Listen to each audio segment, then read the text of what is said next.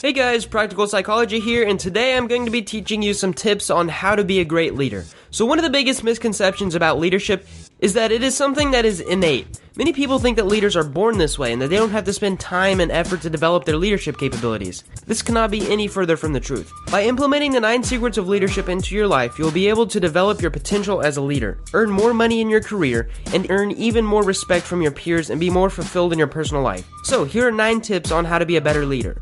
Tip number 1, integrity. Integrity is the foundation of all leadership. People are not willing to follow someone whose actions are unethical or unjust. Imagine you are working for a boss who, despite your great efforts and sacrifices for the company, gives the job promotion to an employee that has been slacking off. Why would you follow such a leader? On the other hand, when we operate from integrity, we gain the trust of the people we work closely with. Trust amongst team members is one of the most accurate predictors of success, and it all starts with a leader's integrity. Then, the team members can reciprocate the behavior of the leader and create a favorable atmosphere so that everyone can benefit.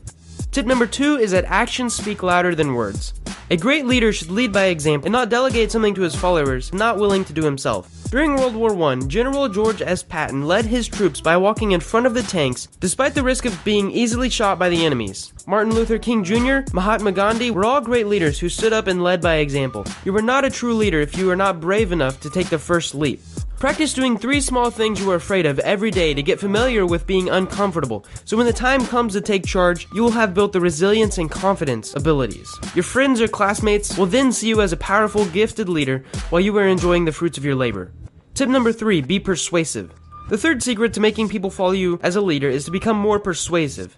Persuasion is too broad of a topic to cover in a single point, so you should definitely spend a lot of time studying it because it will skyrocket your success. One powerful thing you can do to 10 times your persuasion when you ask someone to do something for you is to frame it so that they see the benefit they get from doing a particular thing. If you want to persuade your buddy to come work out with you, it will be wiser to show him what he will get. Increased confidence, longer life, and girls looking at him, rather than saying that you feel bored or unmotivated to go to the gym alone and you need a partner.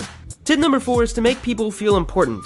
The billionaire Mary Kay Ash's secret to building her empire was to imagine that every person she met had a sign on their forehead that said, "Make me feel important." Leadership is not about the leader, it's about the followers. According to her, this is the secret to succeed in life. But how do I make people feel important? Genuinely ask them questions about their interests, passions, concerns, and other things. Don't forget to praise and thank them on the smallest achievements. Never condemn. Offer constructive feedback, and that will help them improve. Tip number 5 is to praise in public and correct in private. One of the worst things a leader can do is to condemn someone for a mistake in front of his or her colleagues. Now, if you've ever had friends over and your parents got mad at you for something, you've probably felt like this. Not only will it violate the make people feel important rule, but you will lose your respect and credibility as a leader. Of course, we can all agree that mistakes should be paid attention to and corrected in order to not be repeated, but here's a framework on how to give proper criticism. Tell the person that you were criticizing 2 things that they do well before criticizing them, and then 1 after the criticism. This is called sandwich approach. Let's say that your colleague or business partner is 20 minutes late every morning. First, you talk to him in private and start with the praise. Then you include the criticism, and again finish with the praise. "James, the customer service you provide for our client is really outstanding. The fact that you are late for work every morning is a problem for us because our team and clients need your exceptional skills and knowledge at that time of day." Just like that. Tip number 6 is to take responsibility for your mistakes. A leader is not supposed to be perfect or not make any mistakes. Making mistakes is completely normal unless you try to cover them up, deny them, or make somebody else responsible for them. A great leader earns respect by admitting his or her mistakes and learning the lessons. Vulnerability is a sign of leadership strength, yet it is mistakenly viewed as a weakness. Tip number 7 is to have a clear goal, or a vision. Successful companies reach consensus on all of their common goals, from top to the bottom of the hierarchy. Even the most brilliant strategy will fail if such consensus is not received.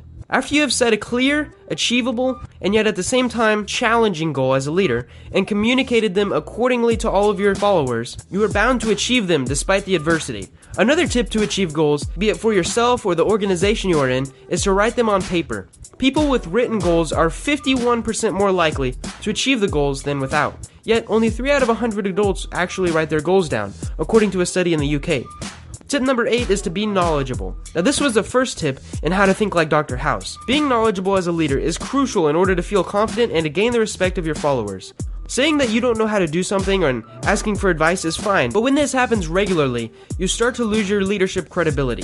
You still have to have that technical information. Always seek out new information and try to better yourself as a person. This will inevitably make you a better leader and more valuable as a person. Tip number 9 is to surround yourself with great people. There's a saying that you are the sum average of the 5 people you spend most of your time with. No matter how great the leader is, he or she will always be limited by the potential of his employees. Let go of the old friends or relatives that are holding you back or have a whole bunch of negativity in their life.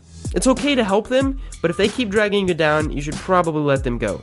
Surround yourself with epic people that will challenge you to make a stronger version of yourself. Andrew Carnegie attributed his success to being surrounded with people way smarter than he was and putting the brainpower to use to become one of the wealthiest men in the world. How was Thomas Edison able to invent the light bulb without formal education? He simply used the brains of highly educated physicists and people that excelled academically. In combination with his perseverance, he was able to add more than 1,000 patents to his name. I hope you guys enjoyed this video and learned something, and if there was just one gold nugget you got out of this video, leave a like below. If you want more videos like this, subscribe. Thanks for watching.